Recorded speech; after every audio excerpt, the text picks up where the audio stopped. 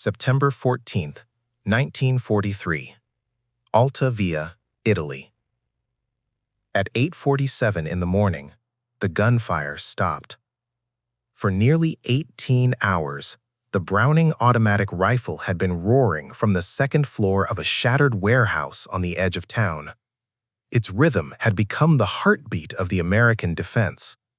Every German advance had been broken by that relentless stream of 30-06 rounds. And then, silence. Corporal Charles E. Kelly stared at the weapon in his hands. The bolt was locked to the rear. The metal felt wrong, swollen, warped from heat. He had already pushed it beyond what the designers in America ever intended. He had fired through the night, conserving ammunition, firing in controlled bursts, judging remaining rounds by weight and spring tension in the dark. Now, the barrel was nearly untouchable. The action refused to cycle. The gun was dead. 40 yards below, boots crunched over broken stone. German voices echoed in the rubble. They had heard the silence. Inside the warehouse, the air was thick with burnt powder and spilled olive oil. Crates lay shattered. 5 American soldiers were already dead. 8 more were wounded. Fewer than 20 men had been holding this supply point against nearly 200 infantry from the German 16th Panzer Division. And the only weapon that had truly mattered had just failed. Kelly did not panic. He had grown up in Pittsburgh during the Depression, on streets where rules were optional and survival was everything. School hadn't held his attention. Authority hadn't impressed him. What he understood was violence, its rhythm, its timing, and its psychology. If you can't win fair, win anyway. When he enlisted in 1942, the Army tried to polish him into something standard. He resisted. He ignored parade ground perfection. He questioned pointless orders. He even went AWOL once before being dragged back by local police. But on the firing range, none of that mattered. He could shoot. Instructors saw it immediately. Tight groupings, fast correction, calm breathing. When combat came, that talent would matter more than polished boots. And now in Alta Villa, it was the only thing keeping men alive. The German assault had begun before dawn the previous day.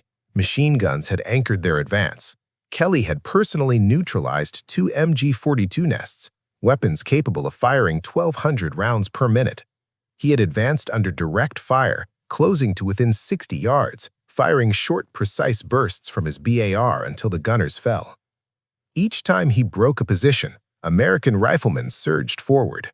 But ammunition was running out.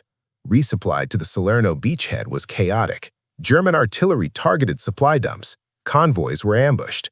What had landed on September 9th was nearly gone by the 13th.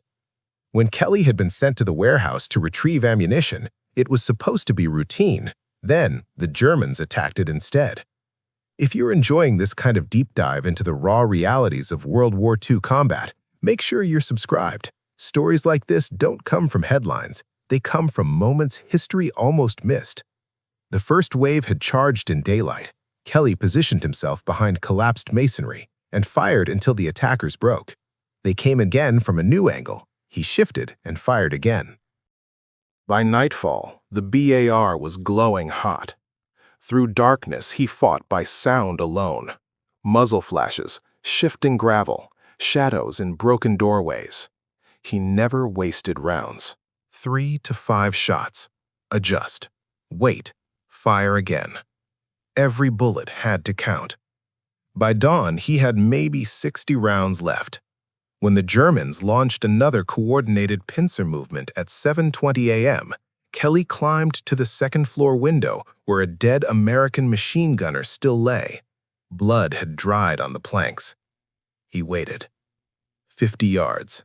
Then he fired. Left flank first, then right. Germans fell. They tried to return fire blindly. Kelly stayed in shadow, minimizing his muzzle flash signature. For a moment, it worked again, until the weapon jammed.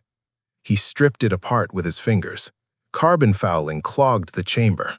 He scraped at it with a fingernail, spat on the bolt, wiped it with his shirt, reassembled. It fired, briefly. Then finally, permanently, it ceased. Now there were at least 20 German soldiers closing in. Kelly had an M1 Barrand with 8 rounds, a pistol with 8 more. That would not stop what was coming. His eyes shifted to the wooden crates stacked along the wall. Inside them were 60mm mortar shells, M49A2 high-explosive rounds, nearly 3 pounds each, packed with TNT, designed to be dropped down a mortar tube, not thrown by hand. The safety system had never accounted for that. German voices were closer now. Kelly reached down and picked one up. It was heavy, cold. He pulled the safety pin. No manual had taught this. No officer had suggested it. He simply calculated distance, 40 yards, and then he threw. The mortar shell spun through the air in a slow, unnatural arc. For a fraction of a second, everything felt suspended. The smoke, the shouting, even Kelly's breathing. The German soldiers advancing through the rubble had never seen anything like it. A 60mm mortar round was not supposed to be flying at them horizontally from a second-story warehouse window. Then it struck. The explosion was violent, deeper and heavier than a grenade. A concussive blast rolled through the broken streets of Alta Villa. Stone fragments, metal shards, and splinters of wood erupted outward in a lethal sphere. The 6 Germans Kelly had seen vanished in smoke and dust. Others, hidden behind collapsed walls and shell craters, were thrown off their feet. Kelly did not wait to evaluate the damage. He had already grabbed another shell. Pin out, throw. Another blast, closer this time to the center of the German advance. Screams followed. Confusion spread instantly. The attacking troops had prepared for rifles, machine guns, perhaps grenades. They had not prepared for airburst mortar detonations landing directly among them from above. Kelly moved with mechanical focus. A third shell, a fourth, a fifth. Each throw was a calculation: distance, angle, timing. The rounds were heavy, nearly 3 pounds each, awkward to grip because of their stabilizing fins. They were never designed to be thrown by hand. The fuse would detonate upon hard impact, but there was no guarantee how it would behave when used this way. Kelly accepted the risk. Better the explosion be there than inside the warehouse. Outside, the German assault collapsed into disorder. Soldiers dove for cover. Others dragged wounded comrades backward through the rubble. Officers shouted commands, trying to restore formation, but momentum was gone. Kelly finally paused. The crate still held more shells, perhaps 15 remaining. He wiped sweat from his eyes with a sleeve blackened by powder residue. His hands were shaking now, not from fear, but from exhaustion. He had been fighting for nearly 18 continuous hours with almost no food and barely any water. Below him, inside the warehouse, wounded Americans lay in silence. Some watched him. Some simply listened to the explosions above and wondered what kind of weapon he had found. At 9:21 a.m., the Germans tried again. This time, Kelly opened with his M1 Garand. 8 deliberate shots, 8 controlled trigger pulls. The rifle's distinctive ping echoed as the clip ejected. Then he transitioned back to mortar shells. Another explosion broke their advance. The Germans withdrew once more. But they were professionals, veterans of North Africa and the Eastern Front. They adjusted quickly. At 9:47, a third coordinated assault came in, more cautious, using deeper cover, spacing themselves wider to reduce blast effectiveness. Kelly answered the same way. Shell after shell arced outward, detonating in overlapping shock waves. The rubble field in front of the warehouse became a shattered killing zone. Smoke hung thick in the morning air. Finally, the Germans changed tactics entirely. Instead of charging, they established an MG-42 position approximately 80 yards away. The machine gun began firing suppressive bursts toward the second-floor windows. Stone chipped away, wood splintered, bullets punched through walls and ricocheted across the interior. Kelly dropped below the window ledge. He could not throw a mortar shell that far. 40 yards was already stretching his physical limit. The machine gun sat twice that distance away, protected by rubble. If he exposed himself long enough to aim carefully, he would be cut apart by 1,200 rounds per minute. For the first time since dawn, he was temporarily pinned. He slid down the wall, breathing hard, thinking. Improvisation had worked once, it would have to work again. Kelly left the second floor and moved through the warehouse interior. Broken crates, scattered medical supplies, ration boxes torn open during the night. He moved past the wounded, who watched silently. In a side room on the first floor, partially buried beneath debris, he saw it. An M1A1 2.36-inch rocket launcher. The bazooka. It had likely been stored as part of the warehouse inventory, meant for anti-armor defense. Leaning against the wall beside it were 3 rockets. Kelly lifted the launcher, checked the tube, functional. He loaded the first rocket with steady hands and moved to a first-floor window directly facing the MG-42 position. Outside, the machine gun continued its suppressive fire against the upper windows, unaware of the new angle. Kelly took a breath. Estimated range, roughly 80 yards. Within effective limits. He pulled the trigger. The rocket ignited with a violent backblast, streaking forward in a trail of flame and smoke. Less than 2 seconds later, it detonated near the German gun position. Stone and debris erupted outward. He reloaded immediately. Second rocket. Fire. The explosion landed even closer. The MG-42 fell silent. Kelly did not celebrate. He loaded the third rocket and waited, launcher resting on the window frame, scanning through the dust and smoke. Minutes passed. No return fire, no renewed assault. The battlefield, so violent only moments ago, became eerily still. At 10:15 a.m., a voice called out in English from beyond the rubble. Friendly voices. Company L reinforcements had finally pushed forward. The Germans had withdrawn from Alta Villa. Kelly remained at the window a few seconds longer, scanning for movement. Then he lowered the launcher. The warehouse had held. One exhausted corporal, with a ruined BAR, improvised mortar artillery, and a captured angle with a bazooka, had stopped repeated assaults by a numerically superior force. When he finally stepped outside, the scale of what had happened became visible. Bodies lay scattered across the approach routes. Craters from mortar detonations marked the ground. The rubble field had been transformed into proof of desperate adaptation. A lieutenant approached and asked for a report. Kelly gave it simply. No dramatics, no embellishment. Just facts. From yesterday afternoon until now. About 18 hours. And the lieutenant began counting. The lieutenant didn't immediately speak after finishing the count. 40 German bodies were visible in the rubble outside the warehouse. Some had fallen to precise rifle fire. Some had been cut down by controlled bursts from the BAR before it failed. At least several had been torn apart by hand-thrown mortar shells, something no manual had ever envisioned. Inside, 5 Americans were dead. 8 more wounded. Fewer than 20 men had held the position, and one of them had refused to let it fall. Kelly stood there quietly while officers assessed the damage. There was no speech, no attempt to dramatize what had happened.